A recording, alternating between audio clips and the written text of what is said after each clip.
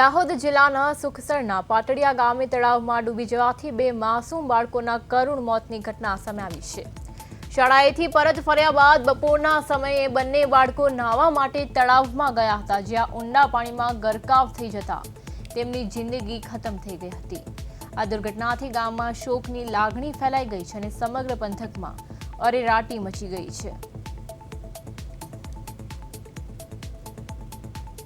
તો જેવી રીતે દાહોદમાં તળાવમાં દુર્ઘટના બની છે, જેમાં બે બાળકોએ પોતાનો જીવ ગુમાવ્યો છે। જી હા, સુખસરના પાટડિયા ગામની આ ઘટના છે, જેમાં બે બાળકોના પાણીમાં ગરકાવ થઈ જતા કરુણ મોત નિપજ્યા છે। આપ સ્ક્રીન પર જે દ્રશ્યો જોઈ શકો છો, આ એ જ બાળકોના દ્રશ્યો છે જેમણે પોતાનો જીવ ગરકાવ થઈ જતા ગુમાવ્યો હતો।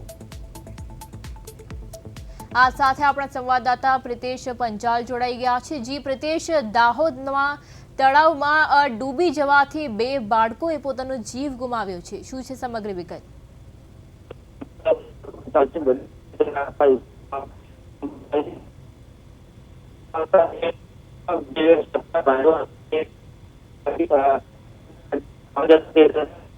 નાવા પડે બાળકો બંને ઊંડા પાણીમાં ગરકાવ થઈ ગયા હતા અને તેમની મોત થવા પામી હતી, જેમાં મૃતક બાળકની 1 વર્ષની એકની ઉંમર 11 વર્ષની છે અને બીજાની 9 વર્ષની છે।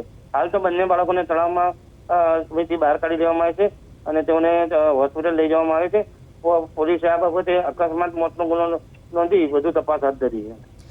જી પ્રિતેશ, જ્યારે આ ઘટના ઘટી હતી, જ્યારે આ બે બાળકો પાણીમાં ગરકાવ થઈ ગયા હતા, ત્યારે ત્યાં એમના માતા પિતા કે કોઈ ત્યાં ઉપસ્થિત હતું? જી નહીં, જે કહેવાય કે બાળકો શાળાથી આવ્યા હતા તે દરમિયાન તેઓ રમવા જાય છે તેમ કરી નદી નીકળ્યા હતા, ત્યાં નાહવા પડ્યા હતા,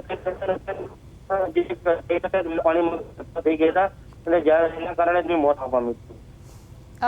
જી પ્રિતેશ, સમગ્ર માહિતી બદલ આપનો આભાર। તો જેવી રીતે સુખસરના પાટડિયા ગામમાં કરુણ ઘટના બની હતી, જેવી રીતે અમારા સંવાદદાતાએ જણાવ્યું કે આ બે બાળકોએ કેવી રીતે પાણીમાં ગરકાવ થઈ જતા તેમનું મોત નીપજ્યું હતું।